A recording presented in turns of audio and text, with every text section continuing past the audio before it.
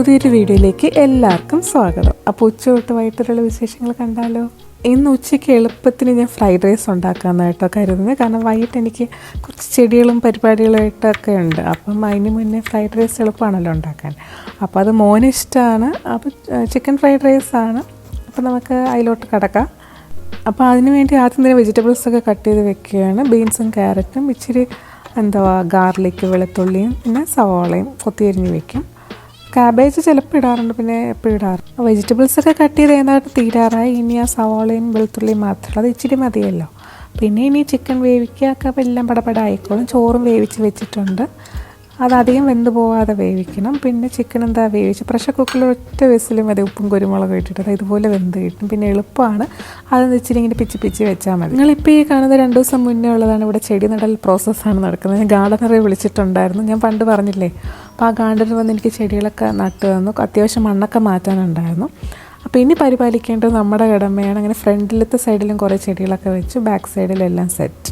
തിരിച്ച് വീണ്ടും നമുക്ക് ലഞ്ച് പ്രിപ്പറേഷനിലോട്ട് വരാം. നമ്മളെല്ലാം റെഡിയാക്കി വെച്ചിട്ടുണ്ട്. ജസ്റ്റ് മിക്സിങ്ങേ ഉള്ളൂ. എണ്ണ ഒഴിക്കുക, ചിക്കൻ ജസ്റ്റ് ഒന്ന് അതിൽ വാട്ടിയെടുക്കുക. പിന്നെ അതിൽ തന്നെ കുറച്ചുകൂടെ എണ്ണ ഒഴിച്ചിട്ട് ഒരു മുട്ടയും കൂടെ ചിക്കിയെടുക്കുക. പിന്നെ അതിൽ കുരുമുളകും ഉപ്പും ഒക്കെ ആവശ്യത്തിന് ഇട്ട് കൊടുക്കുക. മുട്ടയും ചിക്കനൊക്കെ ഇങ്ങനെ മാറ്റിയതിന് ശേഷം ഇച്ചിരി എണ്ണ ഒഴിച്ച് നമ്മുടെ വെജിറ്റബിൾസൊക്കെ കൂടെ ഒന്ന് ജസ്റ്റ് ഒന്ന് വഴറ്റി ഉപ്പൊക്കെ ഇട്ട് എടുക്കും. ഒരുപാട് അങ്ങ് വെന്തൊന്നും പോകണ്ട. ആവശ്യത്തിന് കുരുമുളക് പൊടിയൊക്കെ ചേർത്ത് കൊടുത്തിട്ട് നമ്മൾ പിന്നെയാണ് ചിക്കനും മുട്ടയൊക്കെ ചേർത്ത് കൊടുക്കുന്നത്. പിന്നെ നമ്മൾ സോയാ സോസ് ചേർക്കും. എന്ത് സോസ് വേണമെങ്കിൽ ചേർക്കാം. ടൊമാറ്റോ സോസ് ചേർക്കാറില്ല. ഇച്ചിരി സോയാ സോസ് മോനിഷ്ടമാണ്, എനിക്ക് വലിയ ഇഷ്ടമൊന്നുമില്ല. സോയാ സോസൊക്കെ ചേർത്തിട്ട് മിക്സ് ചെയ്തിട്ടാണ് നമ്മൾ റൈസ് മിക്സ് ചെയ്യുന്നത്. അപ്പോൾ അങ്ങനെ നമ്മുടെ ഫ്രൈഡ് റൈസ് എളുപ്പത്തിൽ റെഡിയാവും. എല്ലാവരും ഉണ്ടാക്കുന്നത് തന്നെ ആയിരിക്കും, ജസ്റ്റ് പറഞ്ഞതേ ഉള്ളൂ. അപ്പോൾ ഇത് എളുപ്പമാണ്, നമുക്ക് വേറെ കറികളൊന്നും ഇല്ലാതെ തന്നെ ഇത് കഴിക്കാം. ഫുഡൊക്കെ കഴിച്ച് കുറച്ച് റെസ്റ്റൊക്കെ എടുത്ത് അത് കഴിഞ്ഞ് നമ്മുടെ പൂച്ചക്കുട്ടന്മാർക്കും വിശന്ന് സഹിക്കാൻ വയ്യ, വിളിയോടെ വിളി. അപ്പോൾ അവരുടെ ഫുഡ് കൊടുത്തു. കാറ്റ് ഫുഡ് തന്നെ നോർമൽ കൊടുത്തേ, സ്പെഷ്യലായിട്ടൊന്നും ഇന്നില്ലായിരുന്നു.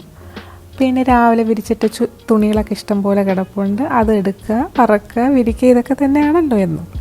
ഞാൻ ഇതിന് മുന്നേ വീഡിയോയിൽ പറഞ്ഞില്ലായിരുന്നു, ഞാൻ കുറച്ച് തക്കാളി തൈയൊക്കെ മേടിച്ചു തന്നാണ്. അപ്പം ഞാൻ കരുതി എൻ്റെ പഴയ കുറച്ച് സീഡുകൾ ഇരിപ്പുണ്ട്, വെജിറ്റബിൾ സീഡ്, ഫ്ലവർ സീഡൊക്കെ നാട്ടിൽ നിന്ന് കൊണ്ടുവന്നതാണേ. അപ്പോൾ അതൊക്കെ എന്തിനാണ് ഈ വെച്ചിരിക്കുന്നത്, അതിൻ്റെ എക്സ്പയറി ഡേറ്റൊക്കെ കഴിയുമല്ലോ എന്ന് കരുതി ഞാൻ അതിന് കുറച്ച് സീഡൊക്കെ എടുത്തിട്ട് നടാന്നൊക്കെ ഇന്നൊരു തീരുമാനത്തിലാണ്. അതിന് കുറച്ച് ചട്ടികളൊക്കെ ബാക്കിയുണ്ട്. അപ്പോൾ അതിൻ്റെ ഓട്ടയൊക്കെ വരണം. അപ്പം താഴെ ഞാൻ ഒരു പ്ലാസ്റ്റിക് പേപ്പർ ഇട്ട് കൊടുക്കും, അല്ലെങ്കിൽ എല്ലാ മണ്ണും വെള്ളവും കൂടെ ഒഴിച്ചു പോകും. എന്നിട്ട് ഞാൻ അതിൽ മണ്ണൊക്കെ ഇട്ട് ഫില്ല് ചെയ്തിട്ട് കുറച്ച് വെള്ളമൊക്കെ ഒഴിച്ച് വെറ്റാക്കിയിട്ട് അതിൻ്റെ മുകളിൽ സീഡിടാനാണ് പ്ലാൻ. അപ്പോൾ ഈ സീഡുകൾ ഞാൻ പണ്ട് നാട്ടിൽ നിന്ന് വാങ്ങിച്ചു കൊണ്ടുവന്നത്. അതിൽ പകുതി വെജിറ്റബിൾസും ഞാൻ കഴിക്കാത്തതാണ് നമ്മുടെ വീട്ടിലാരും. അതിൽ 2-3 മാത്രമേ ഉള്ളൂ കേട്ടോ നമുക്ക് എടുക്കാൻ പറ്റുന്നത്. ഇതൊക്കെ വരുമില്ലെന്ന് പോലും എനിക്ക് അറിയത്തില്ല, നമുക്ക് നോക്കാം. അതിൽ കുറച്ച് ഞാൻ സെലക്ട് ചെയ്ത് എടുത്തിട്ടുണ്ട്, കത്തിരിക്കയും കുക്കുംബറും മുളകിൻ്റെയൊക്കെ. അപ്പോൾ അതൊക്കെ ഇങ്ങനെ പാകമാണ് വിത്ത്. എന്ന് വരുമെന്നൊന്നും എനിക്കറിയില്ല. ഇതൊക്കെ കുറച്ച് നേരത്തെ സെപ്റ്റംബറിൽ ചെയ്യേണ്ടതായിരുന്നു. ഇപ്പോൾ ഡിസംബർ കഴിയാറായില്ലേ. പിന്നെ അടുത്ത് ഇതൊക്കെ ഒന്ന് മുളച്ച് കിട്ടാൻ തന്നെ കുറച്ച് നാളെ എടുക്കും.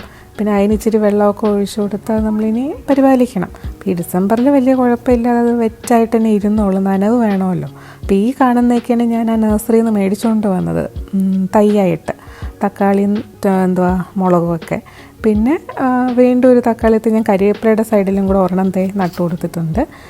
അങ്ങനെ അപ്പോൾ ഇതിൻ്റെ പഴയ കരിവേപ്പിലയാണ്, എല്ലാവർക്കും അറിയാമല്ലോ. അപ്പോൾ ഇതിന്നാണ് ഞാൻ പൊട്ടിച്ചെടുക്കാറ്. അപ്പോൾ ഇതിൻ്റെ സ്വന്തം കരിവേപ്പിലയാണ്. എന്തൊരു സന്തോഷമല്ലേ നമുക്ക് സ്വന്തമായൊരു കരിവേപ്പില ഉള്ളത്. അപ്പോൾ അങ്ങനെ ഗാർഡനിങ് പണിയെല്ലാം കഴിഞ്ഞ് പിന്നെ അത് കാത്തിരിക്കും, മുള വന്നോ തൈയായോ എന്നൊക്കെ. പിന്നെ ഒരു കട്ടൻ ചായ ഇട്ട് കുടിച്ചാലോ എന്ന് കരുതി എനിക്കും മോനും. അപ്പോൾ അതിനുള്ള പ്രിപ്പറേഷനാണ്. ഇവിടെ എല്ലാവർക്കും ഒരുപോലെ ഇഷ്ടമുള്ളൊരു സാധനമാണ് കേട്ടോ കട്ടൻ ചായ. അതിൽ ഇച്ചിരി നാരങ്ങയും കൂടെ പിഴിഞ്ഞ് വെച്ച് ലൈം ടീ ആയിട്ടാണ് എല്ലാവരും കുടിക്കാറ്.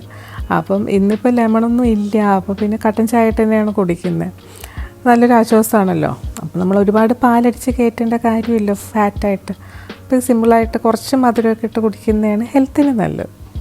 അപ്പം ഇനി പ്രത്യേകിച്ച് വലിയ പണികളൊന്നുമില്ല, റിലാക്സ് ചെയ്ത് ചായയൊക്കെ കുടിക്കണം. കാരണം അത്യാവശ്യം ആ ഗാർഡനിങ്ങിൽ പോയി കുനിഞ്ഞ് ചെയ്യുമ്പോൾ തന്നെ നമ്മുടെ ഏതാണ്ടൊക്കെ നല്ലോണം ക്ഷീണിക്കുമല്ലോ. അപ്പം ഇത്രയൊക്കെ ഉള്ളൂ ഇന്നത്തെ വീഡിയോ. വീണ്ടും അടുത്ത വ്ളോഗിൽ കാണാം. Thanks for watching. ഇനിയും സപ്പോർട്ട് ചെയ്യാം. Bye bye.